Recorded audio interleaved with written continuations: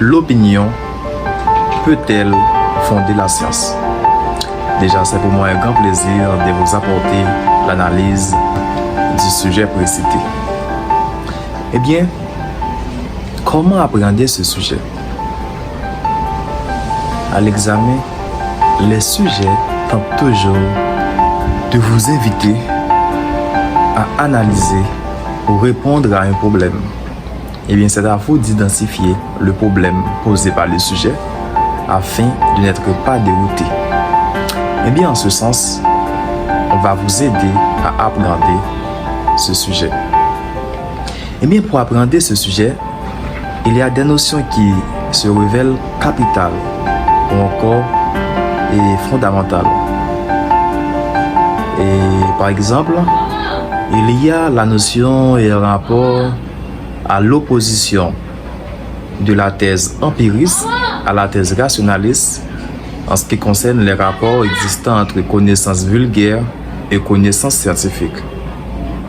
Mais ce sujet pose le problème des empiristes qui disent que la connaissance vulgaire, les présupposés, les stéréotypes ou encore les expériences tirées des données vagues ou encore des observations vagues ou encore directes des objets ou encore des observations opérées sans l'intervention encore des appareils ou encore des instruments de mesure sont considérés comme le fondement de la connaissance. Eh bien, en ce moment-là, ces observations sont parfois contestées, encore sont souvent contestées chez les rationalistes, disons. Quant aux rationalistes, ils démontrent que aucune connaissance ne peut fonder sur l'opinion. Et pour envisager la connaissance scientifique, on devrait se débarrasser des stéréotypes, des présupposés, de la subjectivité, mais de ce fait, ces démarches sont considérées comme obstacles épistémologiques. Eh bien, regardons comment que l'on peut reformuler ce sujet. Si on vous dit l'opinion peut-elle fonder la science, c'est comme si on vous demande est-ce que la connaissance scientifique peut être réduite, disons, à l'opinion?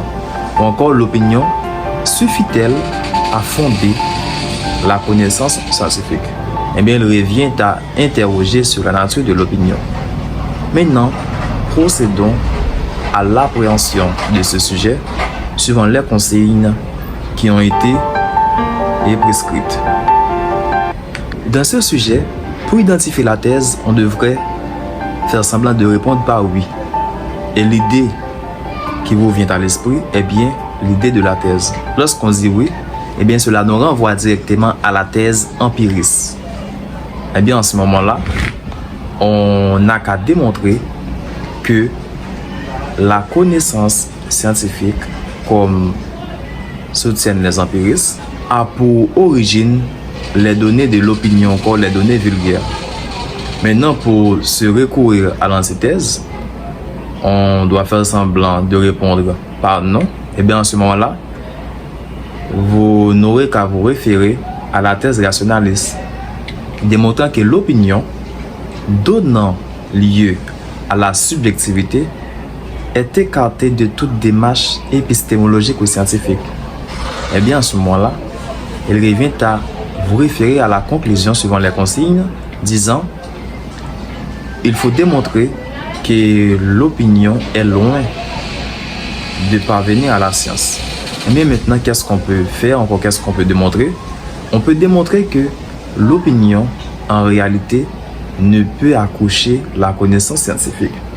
Parce que, loin d'être capable de fonder la science, l'opinion reposant sur des données tirées des comptes, des observations vagues ou encore directes, l'opinion tirée des présupposés et l'opinion tirée des expériences de la vie courante ne peut pas accoucher la science. Parce que la science ne donne pas lieu à des données d'une telle nature.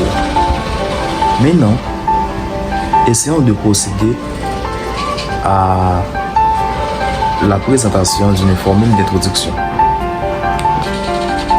Dans sa prétention de réclamer la genèse de la science, L'opinion vue comme l'ensemble des données ou idées recueillies à partir des traditions, des contes, des perceptions directes et vagues des objets ou des expériences courantes est toujours source de vives tensions ou de discussions.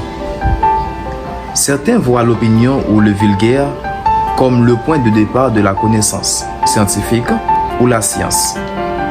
D'autres soutiennent l'inverse.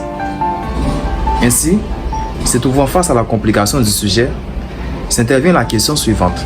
L'opinion peut-elle réellement fonder la science? Autrement dit, est-il possible de fonder la science exclusivement sur l'opinion? Une analyse fine portée à ce sujet en dira le reste. Déjà, je vous souhaite bonne préparation. N'oubliez pas de vous abonner et aussi de partager la vidéo. Merci.